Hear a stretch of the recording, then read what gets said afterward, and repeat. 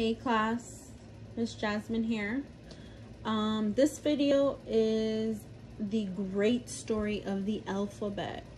Now I'm pretty excited to show you guys these. First of all, because these are brand new charts, so you guys have never seen these.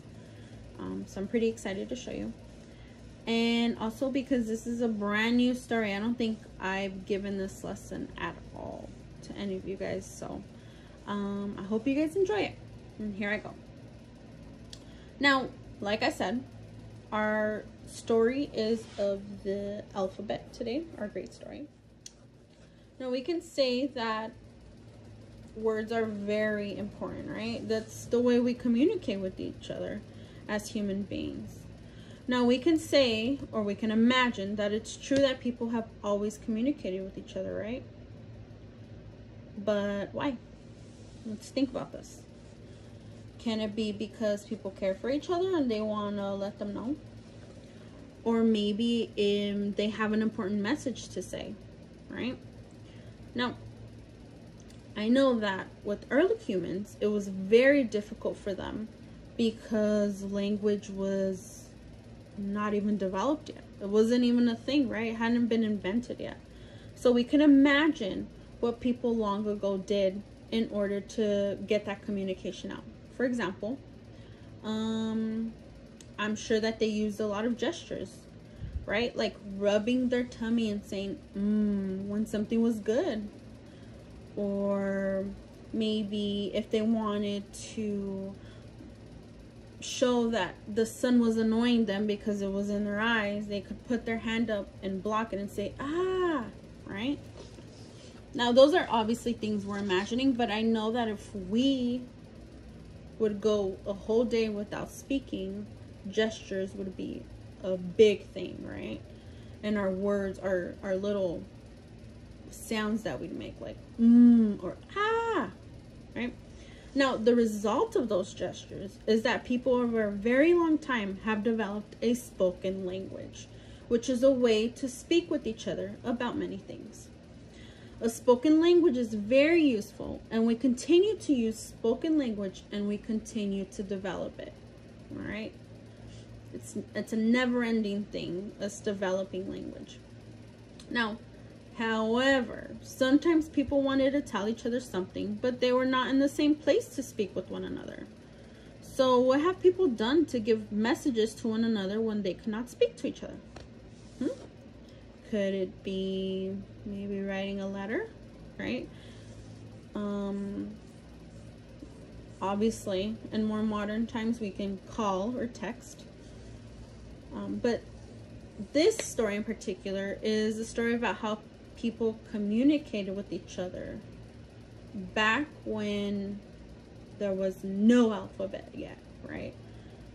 So, writing letters were not a thing, because how can they write letters if they didn't know how to spell? Or if they didn't know what an alphabet was? Did they just, write hieroglyphics to each other? I don't think so. So that's the story I'm going to get into. Now, perhaps someone found something good to eat. Let's say the early humans, right? For example, fish in the pond.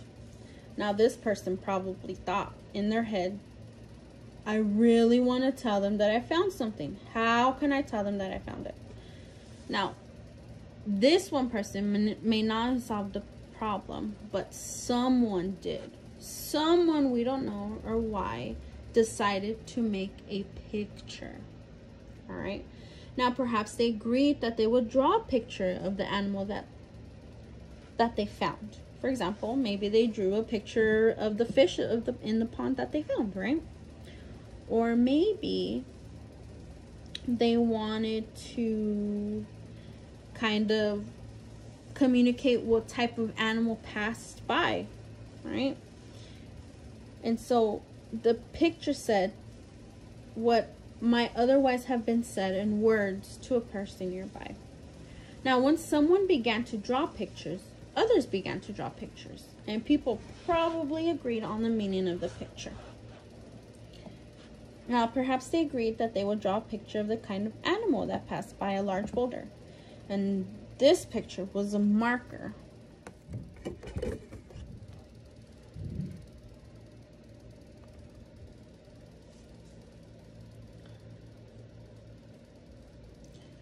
Now, this is obviously some sort of a buffalo, right? And this is the person drawing it, right? In the caves or wherever they seem fit, wherever they can draw it. Now, this worked really well. Pictures were made of what was important and of what they wanted others to know or to remember. And we know this because some of their pictures, drawn 20,000 years ago, have been found painted on walls of caves. Now here's another one that was found in a cave. Perhaps a hunter wanted to record that 10 animals, 1, 2, 3, 4, 5, 6, 7, 8, 9, 10, have been harvested, right, for food. So they wanted to show this particular animal being harvested 10 times.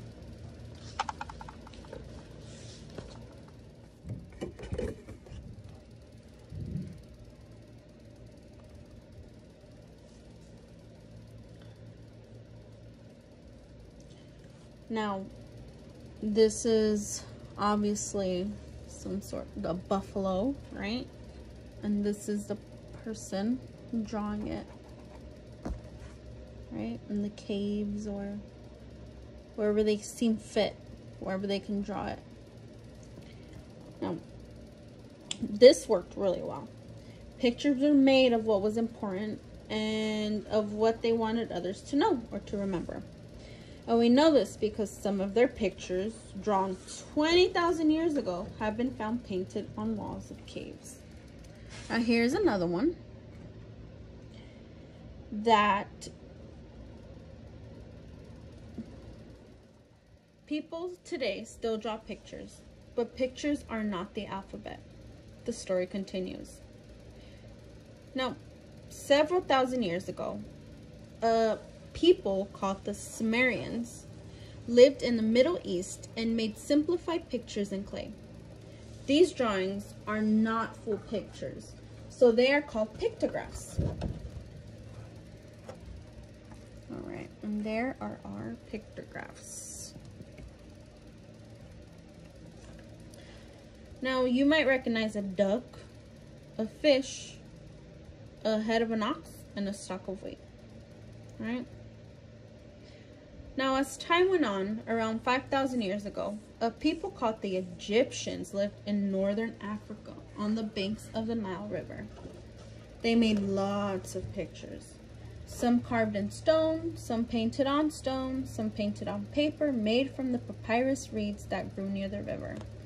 Or they either painted pictures on this paper with a brush or used a pen to write their picture messages.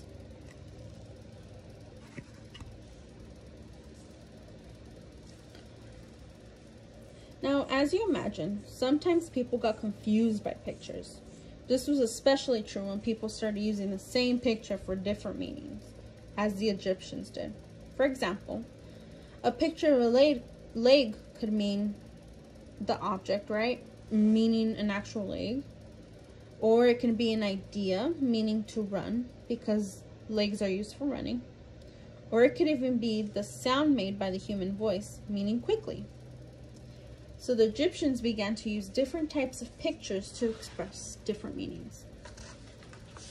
Now, take a look at these drawings for a second.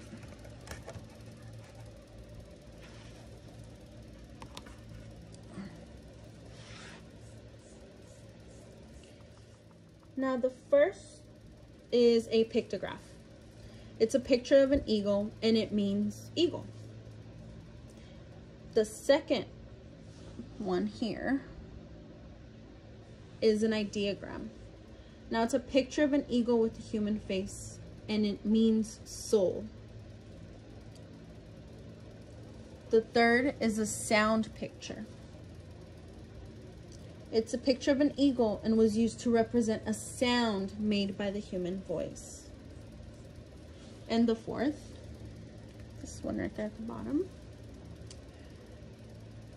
was also a sound symbol, actually. And it's a symbol that resembles the shape of the eagle around the picture and was used to represent the same sound made by the human voice. Now, the difference is that it took much less time to draw, and the Egyptians had the idea of the alphabet, but they continued to use all the drawings. Now, perhaps they were pleased by the beauty of the picture writing, or they just didn't have a reason to stop using pictures. Now, around the same time in history, a people called the Phoenicians also lived around the Mediterranean Sea, north of Africa. They sailed to lands around the Mediterranean and sold many things like ivory, spices, incense, slaves, silver, ornaments, glass, and one very, very special thing. Only the Phoenicians sold this special thing, and somehow they had discovered that a certain shellfish contained a tiny particle of a beautiful coloring matter that could be used to dye cloth for their clothes. These shellfish were gathered by the millions and crushed to gather this coloring called Tyrian purple. Now, because this dye was so difficult to produce, it was very expensive, and only the kings were able to buy it and dye their clothes. The Phoenicians made lots of money from selling this product, and they kept the secret of how to make it themselves. Now, if you were to ask the Phoenicians what they considered an important product, they could probably say, the making and selling of Tyrian purple. Now, as important as this dye was to the Phoenicians, it is not why the Phoenicians are a part of this story of the alphabet. Now, here's the reason why they're a part of the story. The Phoenicians traded with the Egyptians, who by now had pictures that meant just sounds and not the objects. And so there were merchants who needed a fast way of recording, so they used, very cleverly, the idea of the Egyptian sound symbols. This kind of drawing was very easy to make and could be made quickly on the clay tablets that they used for recording their merchandise. Now, since there were simple drawings, everybody involved could understand what they meant. And just as today, everybody had to agree certain sounds meant certain things. And so the Phoenicians found out what you found out when you learned the sandpaper letters, that a certain mark makes a sound. This is a picture of the Phoenician alphabet.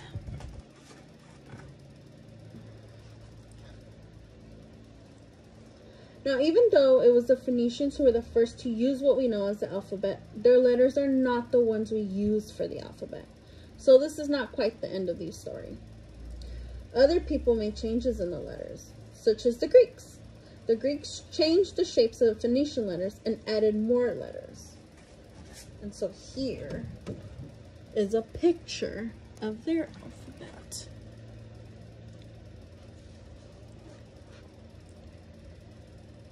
The Romans also used many of the Greek letters, but they also made changes. And it was the Romans who named these letters the alphabet, a word that came from the names of the first and second letters of the Greek alphabet, alpha and beta. Now, because the Roman style of writing was being used at the time of the invention of the printing press, you will recognize the Roman letters as letters we still use today. And these are what the Roman letters were. Pretty neat, huh? Now, today, our printed alphabet looks just like this, with capital and lowercase letters. Now, it is the Phoenicians who first used the idea to write only symbols for sounds, and people today still use the idea of the Phoenicians. So when you write a story, you write down the alphabet letters that make the sound of the word you want to write. And when you read, you recognize the sounds that the alphabet letters make. Think of all the books that you enjoy. Now, this is very important. I think we should all say a big thank you to the Phoenicians, don't you?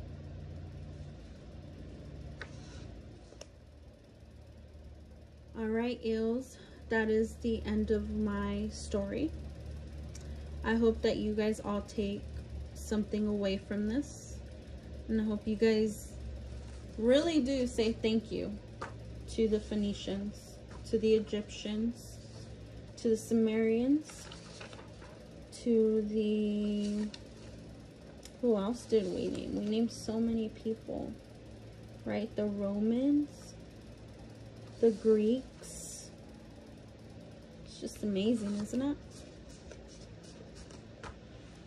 Alright, guys. Have a wonderful day. I hope you guys enjoyed it. More to come.